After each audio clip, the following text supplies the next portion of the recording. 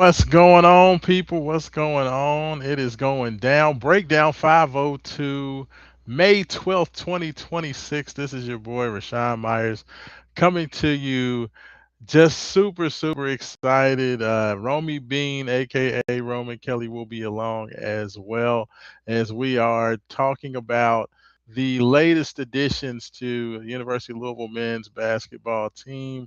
Got great news this week as Louisville is looking to round out their roster. They're looking to shore up the future as well as shore up their team for next year. I am very excited about these two guys. We, of course, had already discussed the additions, so far to date. Louisville seemingly having their top end guys already taken care of. Jackson Shelstad and Flory Badunga, of course, the headliners, along with Alvaro Fulgaris, one of the heroes of the NCAA tournament.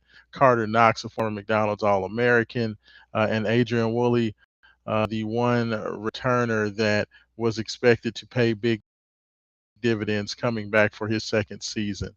So with that, Louisville was looking to add just a few pieces to the bench to go along with Gabe Dines, a 7'5" center transfer from Southern California.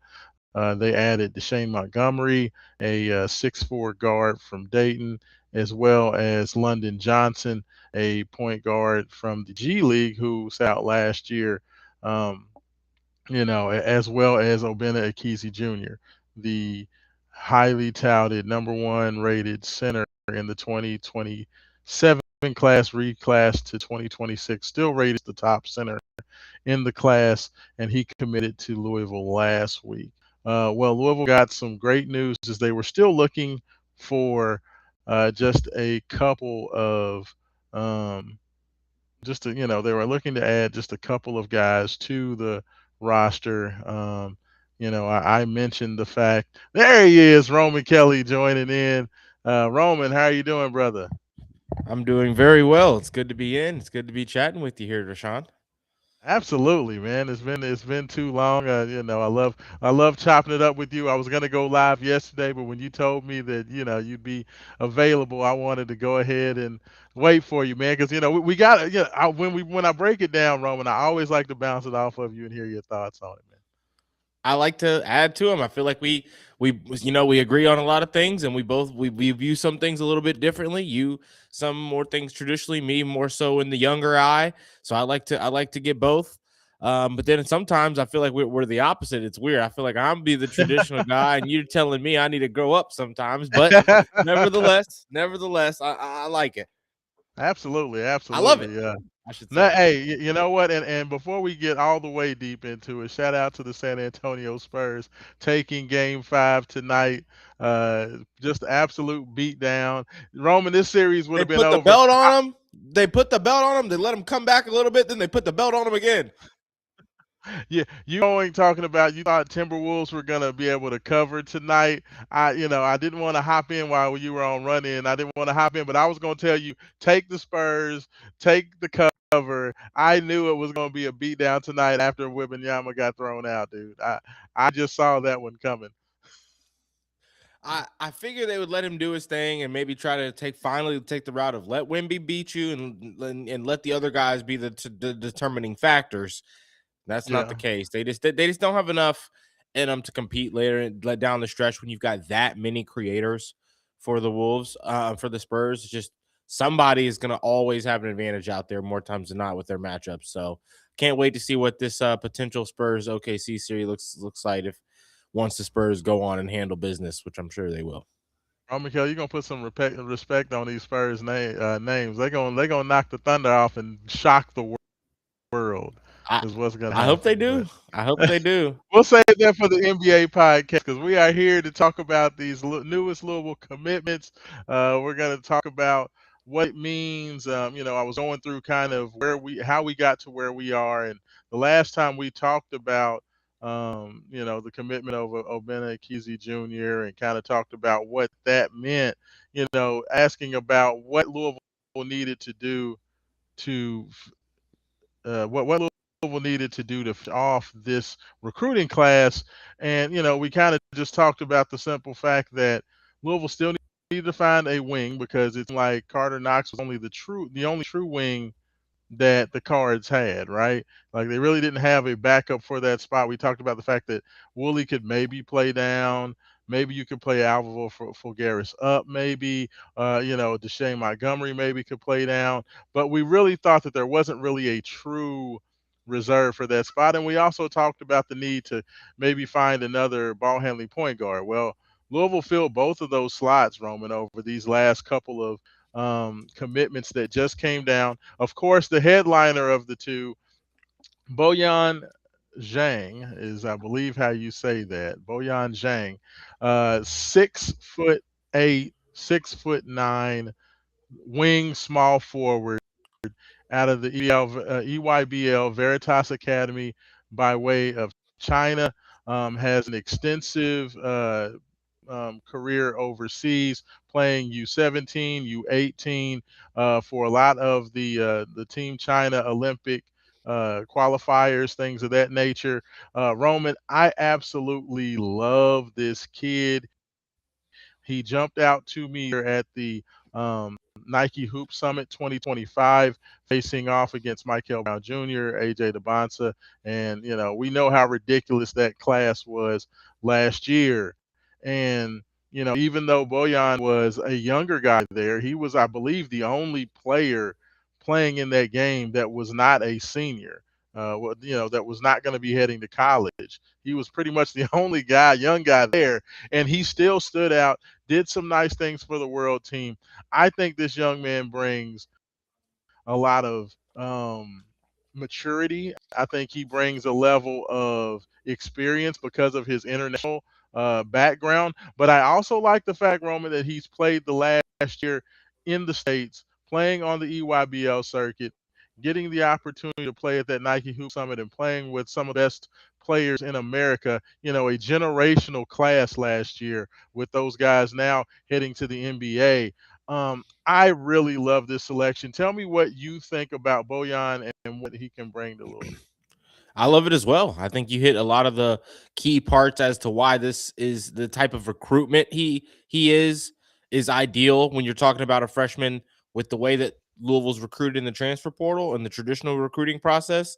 You've got the reclass in Okezie, potential 5-star kid. When you have a 5-star kid, you're always maybe going to have that one and done, Raashaan. I think when we don't look at anything that's going to happen on the floor, right? We want to avoid having to do what we just did this year again next year. I think this is one of those Hmm. kinds of players that he's a starter in year two for you in this Louisville Yes. system with the way he's able to shoot, the way he's able to get to the free throw line, the physicality and energy that he plays with. I think that it's kind of rare when you see like a Chinese kid with this level of intensity. I feel like they're usually more Yes. passive, more fundamental based, Quiet, especially very reserved. yeah, they're either modeling their game after Yaming or modeling it after Jeremy Lin. You know what I mean? Like they're fundamental, not going to do a lot of yelling out there, not going to do a lot of talking unless it's like commanding their players to get open, and even then it's not really yelling when you look at the Asian players who have made it in the D1 ranks and on. So he's not like that. He plays like To say the least. he knows he's that. He knows what he's got, and he's gonna let you know what he's got if you don't know. And I think that when you're talking about a freshman, the kind of guy you want in for maybe a couple of years, this is ideal. Now, when you talk about on the court, the key is I think the main emphasis is that there's not a backup 6'7", 6'8" kind of a guy on this team, right? Adrian Woodley, 6'5", 6'4", 6'5", Deshane Montgomery, 6'5". Yeah. Both of them can be that third guy for you on the perimeter with their off-ball skills, but they're not going to Right. be, that's when Carter Knox is in foul trouble and you're still going up against a semi-smaller team when you're going to be doing something like that. Like that's going to be a circumstantial Yes. thing that you want to avoid. Now you've got a player who can come in, Carter Knox picks up a couple fouls early. You don't have to say, okay, we got to play smaller now, or we've got to go outrageously big and play someone way out of position like a full Garris, right? You can come in with this Yeah. kid here. and he can be that placeholder for you, right? He can stretch the floor because you got to respect the jumper. He's a lefty. The percentage wasn't great in the EYBL circuit in games, but in the China jersey, he's been lighting it up from three, and he's had a couple of games in the EYBL where he clearly shown that he's a shooter. But he Yeah. can get to his spots in the mid range, and he hits those tough twos. He can play through contact. Not a lot of guys at his age that are comfortably playing through contact yet at that position. So that's key. I think he's got all of the tools to be a really, really, really good college player, Raashaan. And I think when you add the fact that he's Chinese, he's going to get all that extra experience that he's already gotten playing overseas. He's Yeah. going to probably play on the Chinese U21 team. I mean, D1. If you're a D1 kid and you're Chinese, you're on path to playing on the national team one day, right? So that's the kind of kids you want here when you're bringing foreign prospects in. And the fact that he's a freshman, you can have multiple years is key, I think, as well. But you got a backup three, a true backup three now, a kid who's coming in and ready to learn, ready to probably really very hungry to go out there and show these other guys in this year's team that he belongs. So I love it. I love everything about it. Yeah, and I will tell you, so some of the things that I love about the addition of him and who Boyan is a first of all, I talked about Roman. People and pull up EYBL stats from this past year. Saw the 20 points per game. Saw the 6 or 7 rebounds per game, and 3 or 4 assists. But the shooting numbers weren't great. 29% from three. But I would just tell people, don't worry about the 3-point shooting percentage. Veritas Academy was not a super overly talented team. Like Boyan was, option 1, 2, and 3 for that team. So, against these teams like Montverde Academy, like IMG Academy, all these teams were basically double and triple teaming Boyan off every screen, every pin down.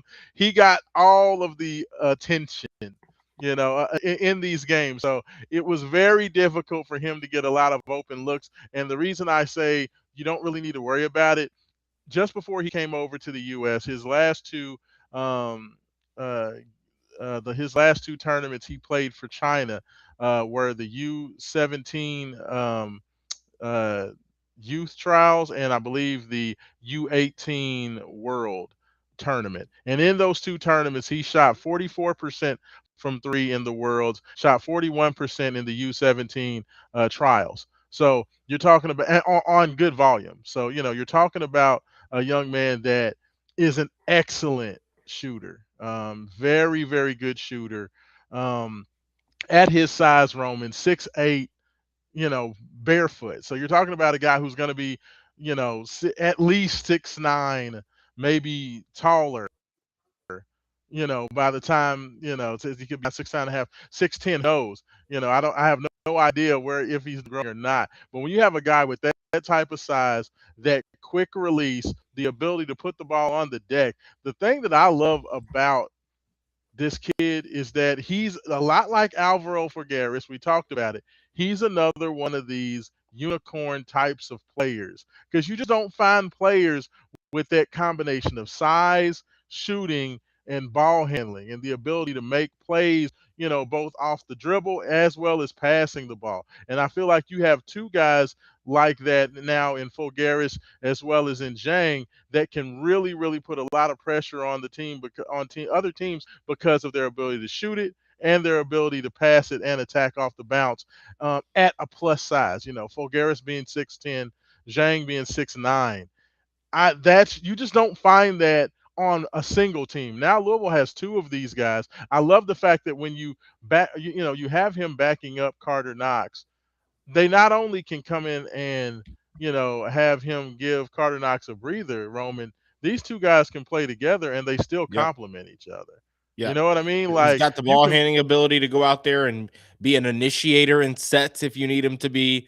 I think like he's shown when we got the right set of guys around him. He's going to make the right read, make the right play. He can go out there and give you a couple 3 or 4 or 5 assist performances as well. So yeah. I think that you're going to be able to do a lot of things with him. I mean, it's awesome. I can't wait to see how Coach Kelsey, plays this team. because I know that a lot of people have thought by bringing in Badunga, by bringing in these bigger guys, bringing in Akezi, that Louisville's going to kind of slow it down and they're going to go to more of a moderate tempo and throw it into the post. I tell you what, Roman, like with the guys that Louisville has, I still think Louisville's going to get up and down. I think that they have guys Oh now yeah, that they have the ability to go down low to take advantage of the defense when it's there, but I don't think Louisville's going to slow down the pace at all. I think that Louisville is still going to be, they were top 40 in terms of pace last year. yeah. I expect for them to be around there again. What do you think about that? What's Flory best at offensively? Running the court, running the floor, getting up and Dunking the down, basketball.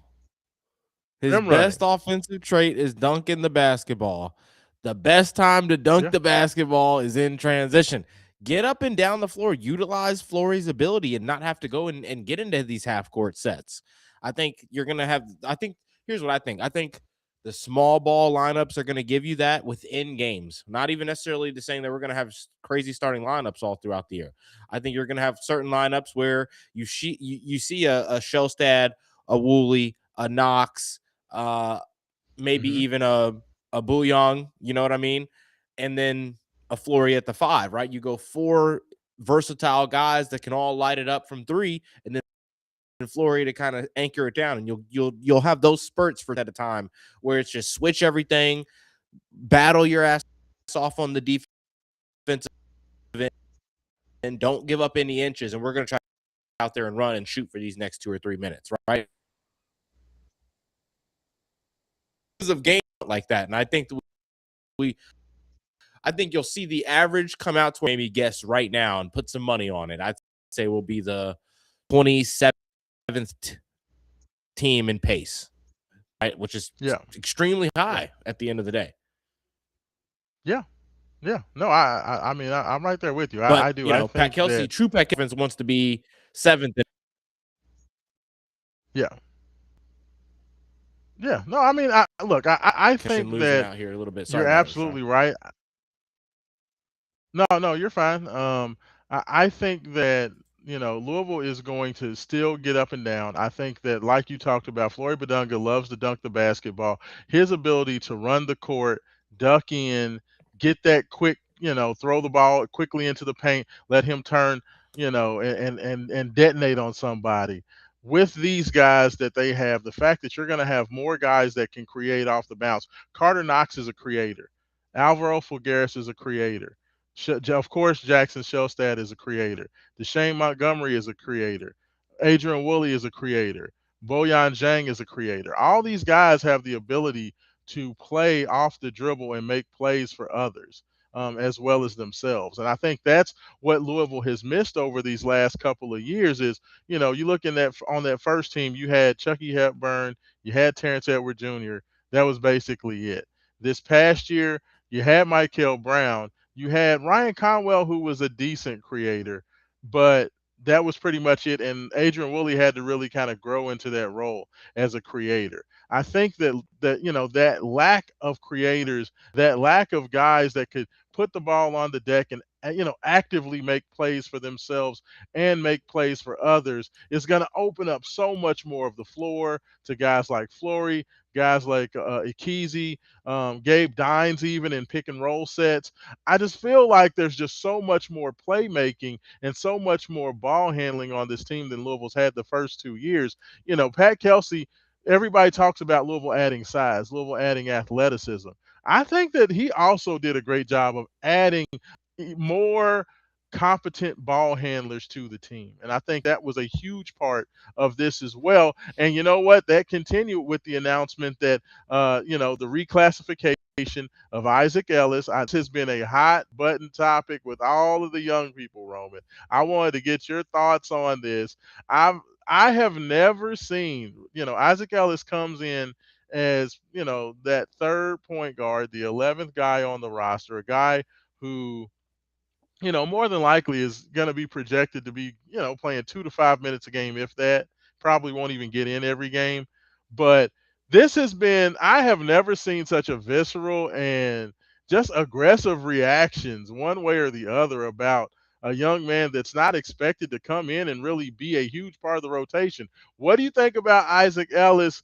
And can he, like, what is the reason for all of the people so upset about it? Let me just ask you that first. Why are people so up and down and hot and cold and have such strong reactions about the Isaac Ellis reclassification?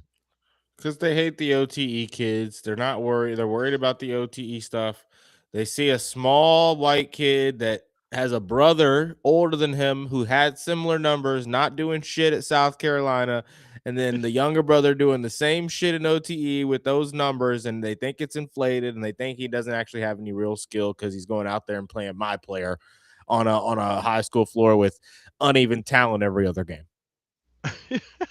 I've never seen, it's so crazy. Like the kid, 31 points, 11 assists in OTE. We understand what OTE is. We understand that it's, like Mike likes to say, Mike Rutherford says, it's TikTok basketball. It is definitely a league where you have to take a lot of those numbers. Those numbers do get inflated because it's like they play a lot of all-star game basketball. But to just act like Isaac Ellis can't be. It's not like Louisville's. If Louisville was bringing him in and saying, "This is Louisville's point guard. This is, we're bringing Isaac Ellis in to start." Like South Carolina brought in Eli Ellis and started him last year and expected him to be a starter in the SEC. And to Eli's credit, he wasn't horrible. He averaged about 8.5 points per game and a couple of assists. He was You know, inefficient, but he was able to get some buckets.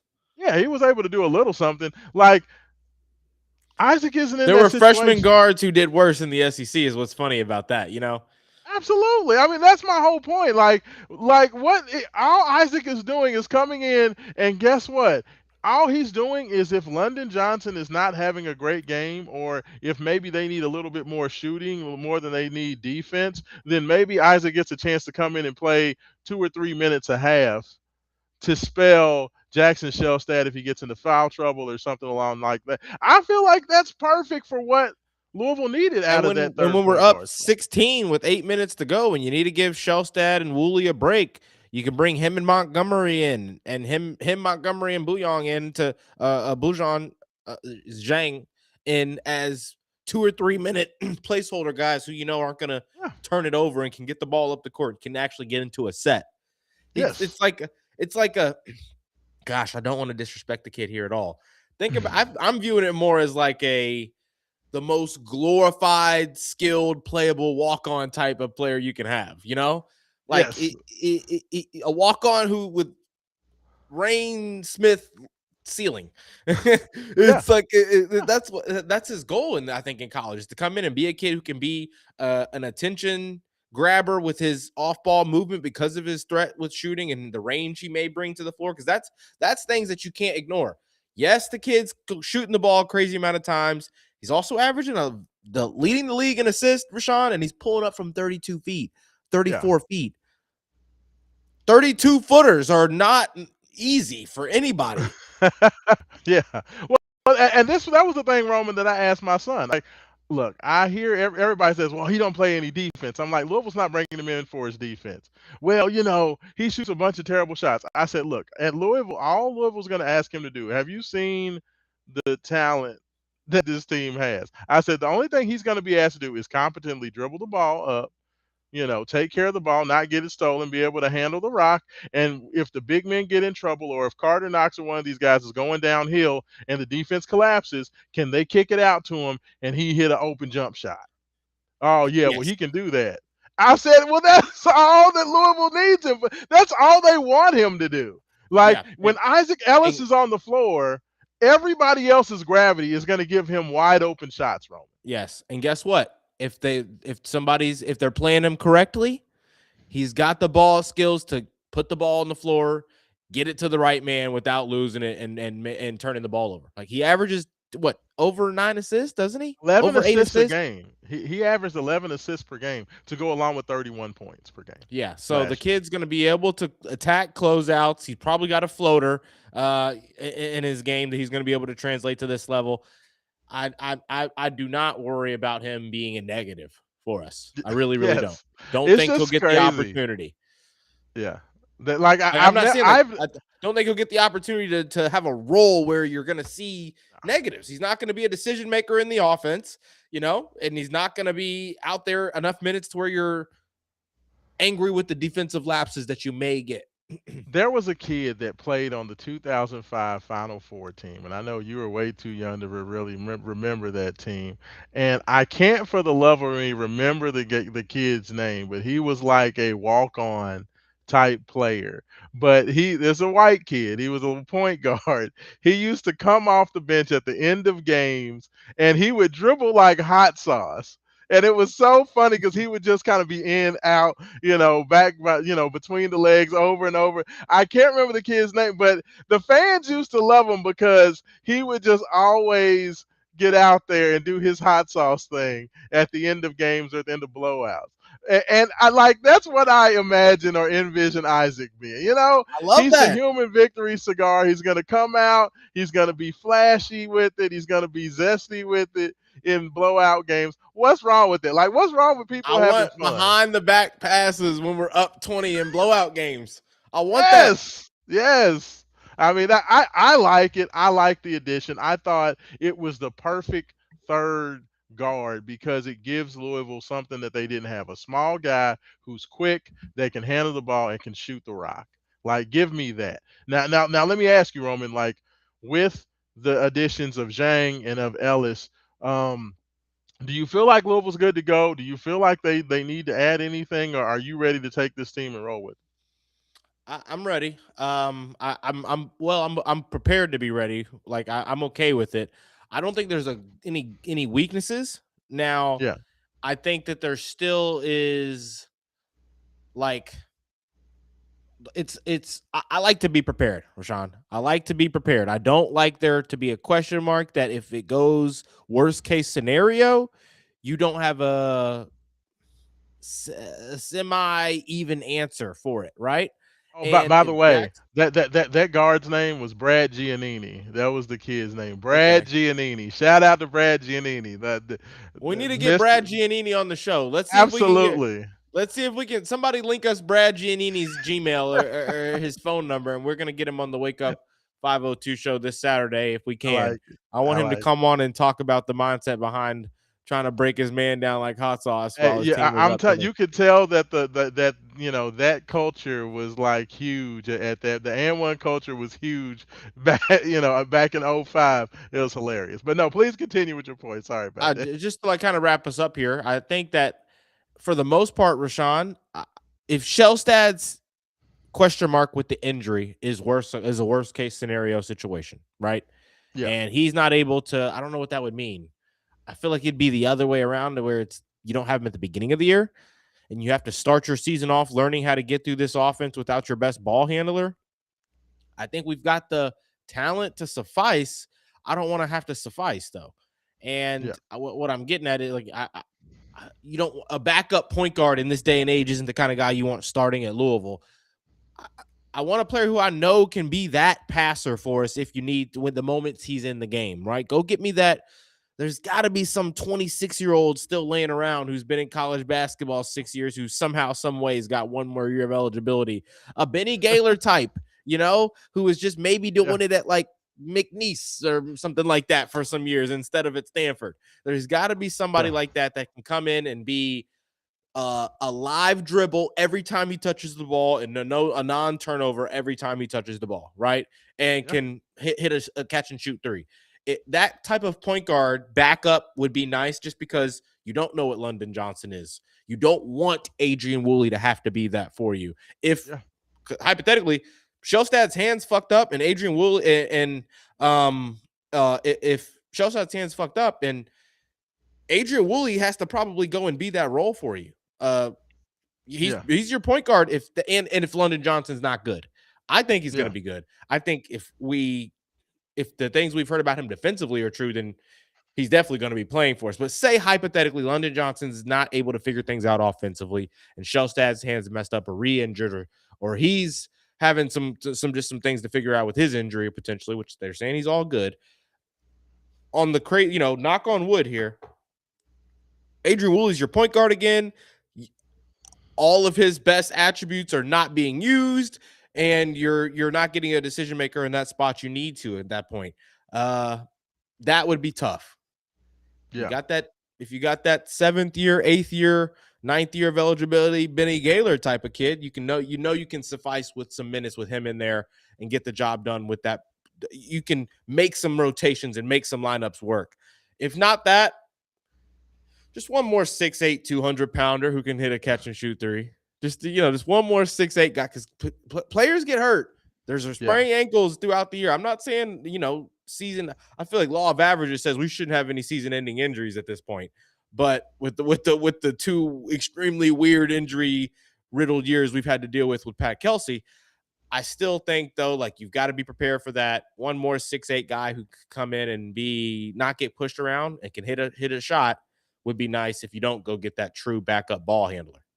Yeah. I mean, and But I right don't think they're now, going to go kind of, get the backup ball handler now that you've gotten Isaac Ellis back and you brought London Johnson back and Woolley back. So yeah. I mean, it seems like the coaching staff is pretty much kind of content. I know that there's been some talk about the kid out of Virginia, Jada Swan, that they were looking at, the kind of 6'4" athlete type of kid.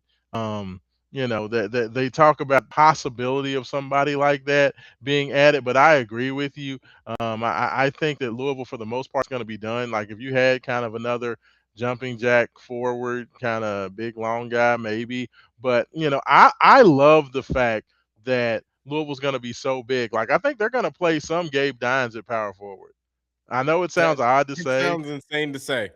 but you're going to have a 7'5" power forward out there, because I think Tallest guy Obinna in school Ekezie. history going to be out there in power forward a little bit. Yeah.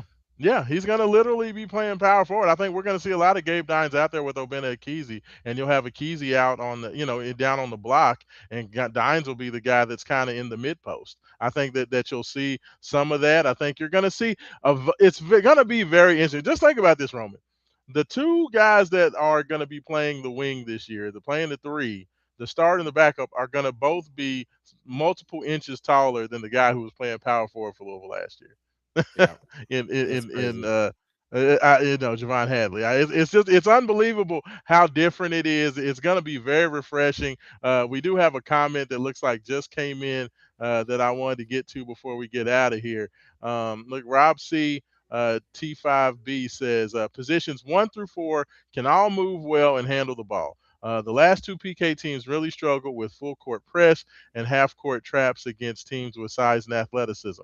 I love this roster. Yeah, I mean, that's to my point. Like, Louisville gained a lot of size, Roman, but I think the thing that makes this team so interesting is that they gained size without losing any of their quickness, without losing any of their athleticism, without losing any of their ability to get up and down the court very quickly. You know what I mean? Like, Yes. this is a team that I feel is going to still press out. I think they're still going to do a lot of pressure man-to-man defense. I think they're still going to want to get out and run. I think they're still going to shoot their share of threes, but I think they're going to try to do a lot better job of getting to the rim. If I never have to see another Ryan Conwell transition drive in the transition get blocked and can't finish, or Isaac McNeely can't finish in transition, like, Or that drove me insane. Javon Hadley run the fastest down the court with the ball in his hands and then just dribble it back out. Yes, like that type of stuff. Like, Louisville's gonna have an actual fast break this year, and I I think know they that's got what gets me asked to do that. excited. I know you're getting asked to hunt the three if you can. Hunt the trailer. Hunt the trailer. The best threes are trail threes. How about how about It's this? Go to the time to start rim. dunking the basketball again, Raashaan. Yes, yes. Go to the rim, get fouled, get the and one, get the contact, go to the And free throw that's what line, knock it excites down. me so much about this team. Adrian Woolley is going to be deployed as a player that gets to do that. Go out there and find your spots. Find your it. Yeah, Get the ball, quick movements, jab, two dribbles. If you can get past him, if you can get shoulder to shoulder, take the contact, get to the lane. If not, kick out, drive, attack that kick out. Because like the commenter says, Rob, we've got 3 or 4 guys on the floor at all times that we should. Excuse me, sorry. That should be able to do that. I think yes, like Carter Knox, like when watching the tournament, Raashaan. So here's something I noticed, and it was all throughout the tournament, even in the first round with some teams.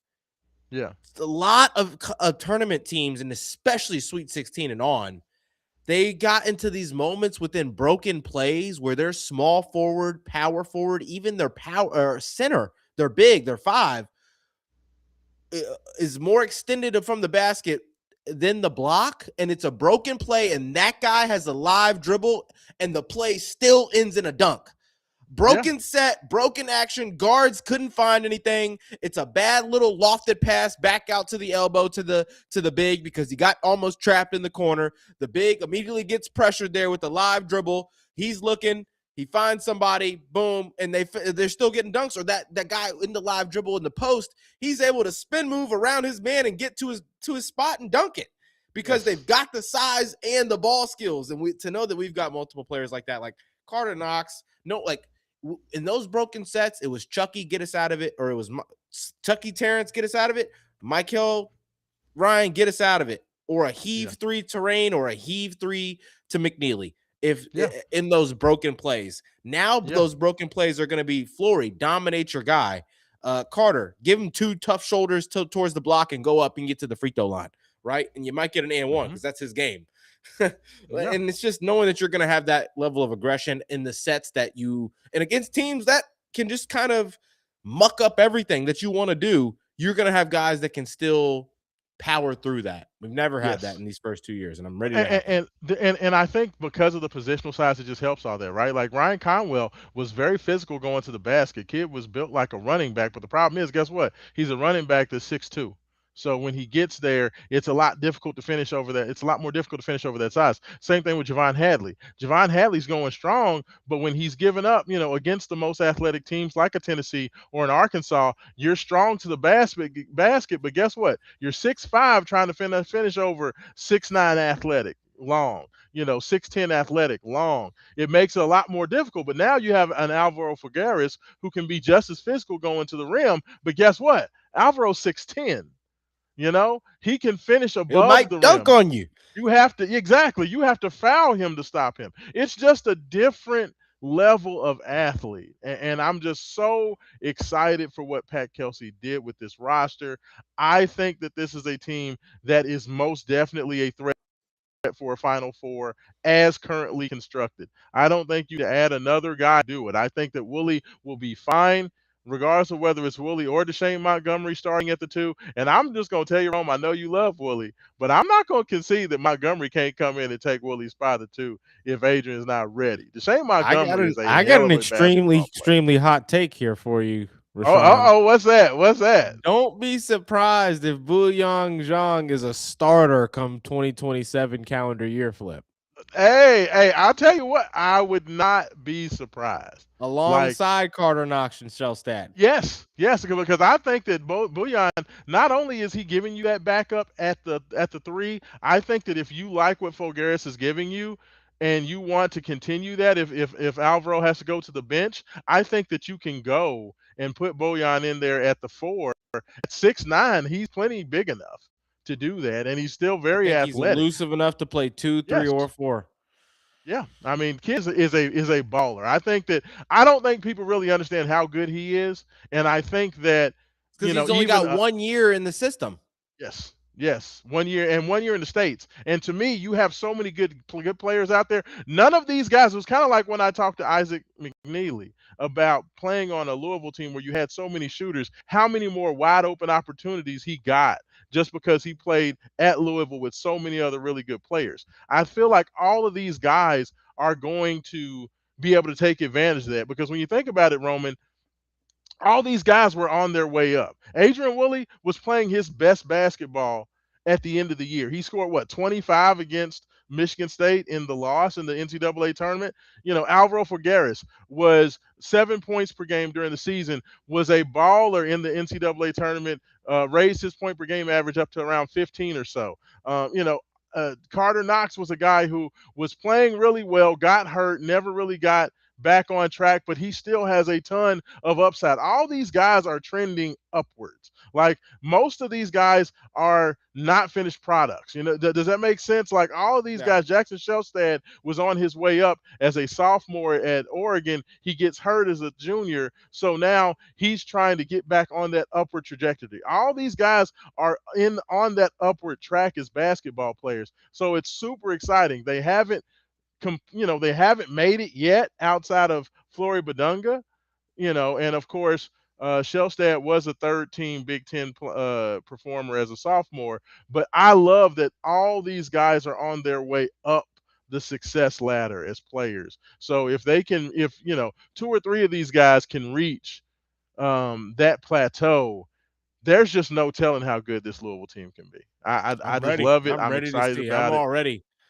I'm Yes. already ready to Well, watch them play. and I expect, I have not heard, this is not news. I'm not breaking news, but I would expect that we will hear about Louisville doing some sort of foreign trip or taking a trip to Canada or taking a trip back to the Bahamas or playing in some sort of, event with other college teams because now that the NCAA has made overseas trips um, available for teams every year, it would just make too much sense for these teams to get together, play some non-sanctioned games against either international teams. You go down and play maybe some South American, club pro teams, something like that. But I would expect that you're going to hear that Louisville's going to be participating in something in that probably within the next 30 days, maybe. I'd say 30, 45 days, we'll probably hear about that happening over the summer. So this will definitely not be the last time that we get together. If Louisville does make another, have another commitment or any other news, I'll definitely want to get back with you, Roman. But I'm super excited about it, man. You have any closing thoughts before we get out of here, man? That's it. Pat Kelsey's gotten the job done for a third year in a row. Ready to see what we can do with this. There we go. Louisville Cardinals roster 2026 2027. This is Raashaan Myers for Roman Kelly. And like we always like to say, without struggle, There is no progress. peace, y'all. Appreciate it.